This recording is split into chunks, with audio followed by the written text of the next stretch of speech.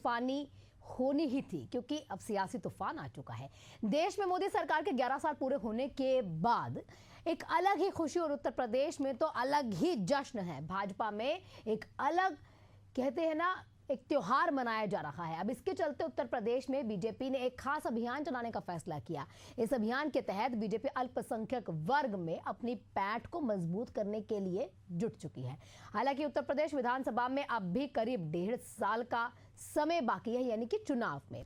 अब बीजेपी का मिशन है कि 2027 को ध्यान में रखकर काम पर लग जाना। अब इसके चलते बीजेपी अल्पसंख्यक मोर्चा ने उत्तर प्रदेश में दरगाह, मदरसे, मस्जिद, गुरुद्वारा, गिरजाघर जैसे जो तमाम धर्म से जुड़े हुए धार्मिक स्थल हैं, उनके बाहर चौपाल लगाने का निर्णय लिया है। इसके साथ ही अल्पसंख्यकों का पैगाम, मोदी के साथ मुसलमान, इस विषय पर सम्मेलन आयोजित करने का भी फैसला ले लिया गया है।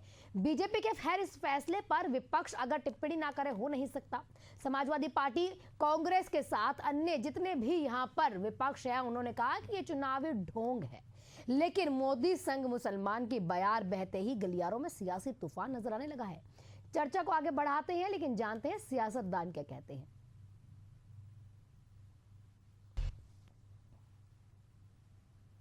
तो बड़े पैमाने से भाजपा से जुड़े हुए लोग हैं, भाजपा काम करती तैयारी भी मुसलमानों के लिए लाई है, तो ऐसा कहने के लिए तो बहुत बड़ी बात है कि कह रहे हैं, मगर टोटल जो मुस्लिम है वो सब भाजपा के साथ।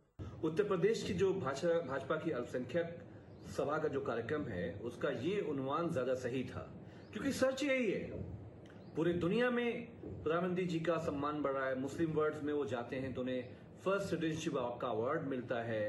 और आप भारत में मुसलमानों के साथ क्या करते हैं? जब पूरा देश, पूरा मुसलमान, मस्जिदें सिंदूर ऑपरेशन के बाद हिंदू बहनों के लिए बदला लेने के लिए सब देश के वासी मुसलमान आपके साथ खड़े थे, तो आप उत्तर प्रदेश की मस्जिदों में ताला लगा रहे थे, आप मदरसों में ताला लगा रहे थे। यही है पैगाम। तो चलिए चर्चा को शुरू करते हैं। हमारे साथ डीपी यादव, समाजवादी पार्टी के प्रवक्ता, थोड़ी देर में जुड़ जाएंगे। उसके अलावा ईशान जायसवाल, बीजेपी प्रवक्ता, हमारे साथ जुड़ चुके हैं, और करण सिंह, राजनीतिक विश्लेषक हैं, हमारे साथ जुड़ चुके हैं। सबसे पहले बीजेपी के पास जाना चाहूंगी, क्या ऐसा हुआ कि अचानक लगता है कि मुसलमानों को साथ लेना चाहिए? क्या अयोध्या हारने के कारण? क्योंकि लगातार इस तरह के सवाल दागे जा रहे हैं।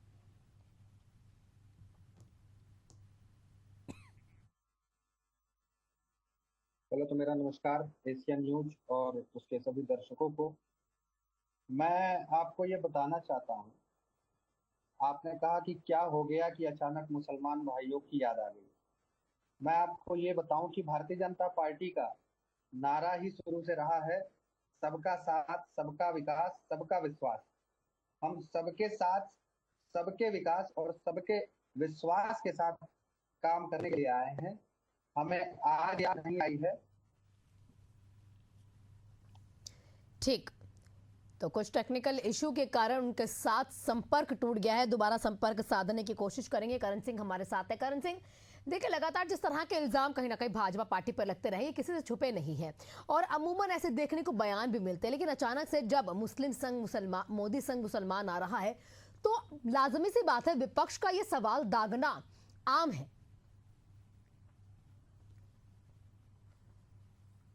देखिए, पहले तो आप सभी को बहुत बहुत मेरा नमस्कार।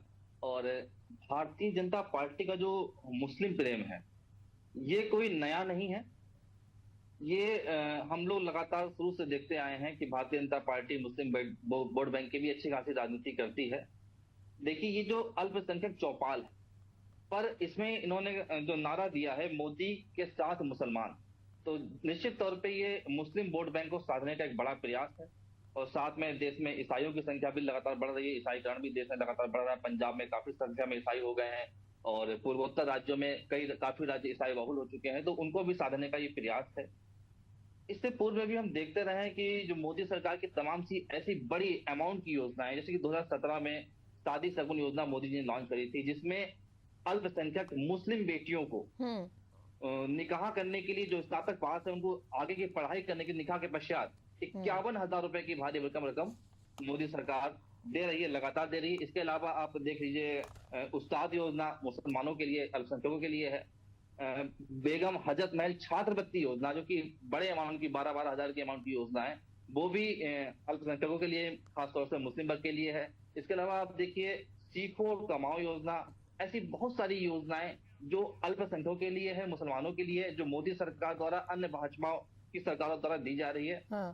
साथ में हम ये भी देखते हैं कि अभी पीएम आवास योजना 0.2 चालू हुआ, तो उसमें भी मुस्लिम, अल्पसंख्यक और दलितों को प्राथमिकता देने की बात कही गई। तो हम लगातार देखते हैं भारतीय जनता पार्टी की योजनाओं में मुसलमानों को प्राथमिकता दी जाती है। और पिछले 11 साल का यदि हम एनालिसिस करें तो 70 सालों में इतना अधिक आर्थिक लाभ अल्पसंख्यकों को कभी भी नहीं मिला होगा जितना कि मोदी सरकार में मिला है। ठीक। निश्चित तौर पे तो कहीं ना कहीं ये तस्वीर जिस तरह की कह रही तस्वीर ऐसी नहीं है कि नई तस्वीरों, ये पहले से ही है। मोदी सरकार अल्पसंख्यकों का भला करने में पहले भी लगी हुई है। हमारे साथ समाजवादी पार्टी के प्रवक्ता भी जुड़ चुके हैं, डीपी यादव जी। डीपी यादव जी, देखिए जिस तरह से हमारे सहयोगी करण सिंह हमारे साथ मौजूद थे, राजनीतिक विश्लेषक हैं, माफ कीजिएगा विश्लेषक है, और उन्होंने तमाम जानकारियां साझा की हैं कि जो उन्होंने योजनाएं बताई हैं कि पूर्व मैट्रिक छात्रवृत्ति योजना है, ये भी अल्पसंख्यकों के लिए है। उत्तर मैट्रिक छात्रवृत्ति योजना है, ये भी इस तरीके से कहीं ना कहीं अल्पसंख्यक फायदा उठा सकते हैं, मैट्रिक कम है। या फिर योजना विकास कौशल में नई मंजिल योजना, नई रोशनी योजना, उसके अलावा सीखो और कमाओ वाली योजना, ये तमाम ऐसी योजना जिसमें अल्पसंख्यक फायदा उठा सकते हैं। तो ये कोई नई तस्वीर तो है नहीं कि अगर मोदी संग मुसलमान आ रहे, तो समाजवादी पार्टी इस तरह के इल्जाम क्यों लगा रही है कि ये ढोंग है महज, क्योंकि 1-1.5 साल बाद उत्तर प्रदेश में चुनाव है। जी नमस्कार, मेरी आवाज आ रही है? जी आ रही है, आ रही है जी। देखिए, आज देश में एक बहुत बड़ा हवाई हादसा हुआ है, उसमें 242 लोग दिवंगत हुए हैं। मैं सभी को अपने तरफ से, अपनी पार्टी की तरफ से श्रद्धांजलि अर्पित करता हूँ जी। और इसके आगे मैं अपनी बात बढ़ा रहा हूँ, तो आज आपके डिबेट का टॉपिक है उसकी तरफ। देखिए, भारतीय जनता पार्टी की राजनीति कहीं ना कहीं जो सबका साथ सबका विकास की बात करती है, उसके साथ मैं एक शब्द और जोड़ता हूं कि 11 सालों में भारतीय जनता पार्टी ने सबका विनाश कर दिया है।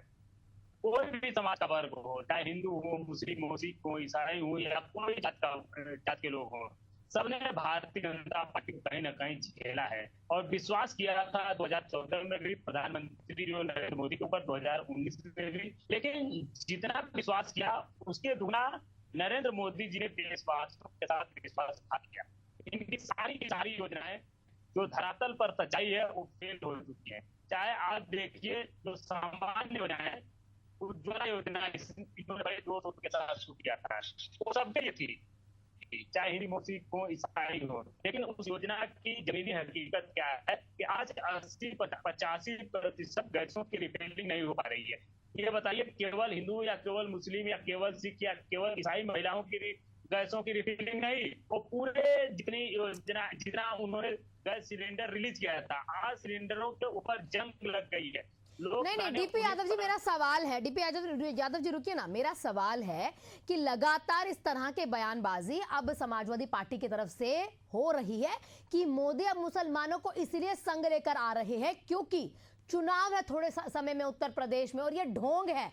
और पिछली बार जो अयोध्या से मात खाई थी, उसका कहीं ना कहीं ये होता ना, जगह को अब भरा जा रहा है कि किस तरीके से मुसलमानों का भरोसा जीत लिया जाए। देखिए, बात मुसलमानों की नहीं है, मैं वही तो बात कर रहा हूँ। हाँ। उन्होंने समाज के हर वर्ग को ठगने का काम किया है, चाहे हिंदू हो, सिख हो, ईसाई हो, कोई भी जात धर्म के लोग हों, सबको इन्होंने ठगने का काम किया है, सबको झुंझुना पकड़ाने का काम किया है। मुसलमान इनके ऊपर क्या विश्वास करेंगे? हिंदुओं को इन्होंने बहुत ठगने का काम किया है। हिंदू बच्चों को, चाहे मुस्लिम बच्चों को, सिख को, ईसाई को, किसी को नौकरी नहीं मिल रही है, स्वास्थ्य की सुविधाएं नहीं मिल रही है। 1 लाख सरकारी स्कूल बंद हो गए मोदी सरकार में, तो गरीबों के बच्चे कहाँ पढ़ने जाएंगे? आप ये बताइए। उत्तर प्रदेश की जमीनी हकीकत है कि सरकारी अस्पतालों में दवाइयां नहीं मिल रही है उत्तर प्रदेश में, स्कूलों में संसाधन नहीं है। ये सच्चाई लोग समझते हुए ही 2024। लेकिन माफिया राज तो खत्म हो रहा है उत्तर प्रदेश में। जनता ने विश्वास जताया है,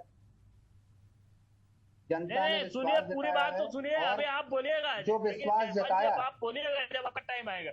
देखिए, 2024 के चुनाव में अभी भारतीय जनता पार्टी को लोगों ने हाथ किया है उत्तर प्रदेश में, और 2027 आते आते पूरा माफ कर देगा। चाहे ये मुसलमानों के ऊपर डोर डाले या युवाओं के ऊपर, किसानों के ऊपर, नौजवानों के ऊपर, सबके सब लोग इनके ऊपर से विश्वास कहीं ना कहीं समाप्त हो चुका है और लोग अब चाहते हैं कि भारतीय जनता पार्टी के सरकार से छुटकारा मिले। वो तो 2024 में थोड़ी चूक हो गई, नहीं तो उत्तर प्रदेश जैसे अगर अन्य प्रदेश भी प्रदर्शन कर दिए होते तो आज केंद्र में भारतीय जनता पार्टी की सरकार नहीं होती, जो जन विरोधी सरकार है। लेकिन उत्तर प्रदेश में जो माफियाओं का कहीं ना कहीं हाल हो रहा है, डीपी यादव जी एक और चीज में आपकी प्रतिक्रिया चाहूंगी, क्योंकि आपने देखिए तमाम चीजें बता दी भी, सबका साथ है, सबका विकास तो नहीं हो रहा है, लेकिन जानना चाहेंगे माफिया राज का कहीं ना कहीं खात्मा तो उत्तर प्रदेश में हो रहा है, इस बात को तो आप मानेंगे? कौन सा माफिया राज? आज अपराधियों बलात्कारियों के हौसले उत्तर प्रदेश में बुलंद है। गोरखपुर से लेकर गाजियाबाद तक कोई सुरक्षित नहीं है। लखनऊ जो उत्तर प्रदेश की राजधानी है, वहां पर 3-3 साल की बच्चियों के साथ बलात्कार हो रहा है। मुख्यमंत्री के जनपद गोरखपुर में गोलीबारी हो रही है, तो कौन सा माफिया राज यादव जी बताएं, वो किसी एक का नाम मुझे बताएं जो दुर्दांत अपराधी हो और वो बाहर देश की सरजमी पे कहीं भी घूम रहा हो।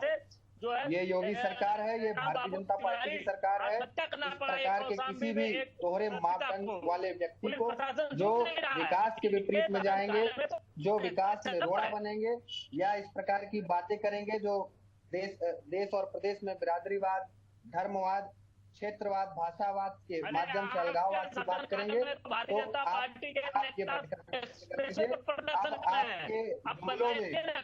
आपके जुमलों में, कांग्रेस के जुमलों में, समाजवादी के जुमलों में जनता नहीं आने वाली।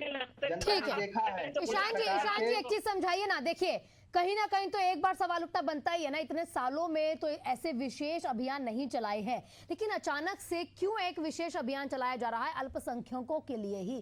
क्योंकि जब सबका साथ है, पता ही है, और सब आपके साथ हैं भी, सबका विकास आप लोग कर भी रहे, उत्तर प्रदेश में जनता खुश भी है। अचानक से अगर आप लेकर आएंगे इस तरह का, आ रही हूं आपके पास करण जी, अचानक से लेकर आएंगे इस तरह की कोई चीज, तो कहीं ना कहीं सवाल तो उठेंगे ना कि क्या वो भरोसा, आपको भी पता है कि मुस्लिम वर्ग का आप लोगों पर कम है?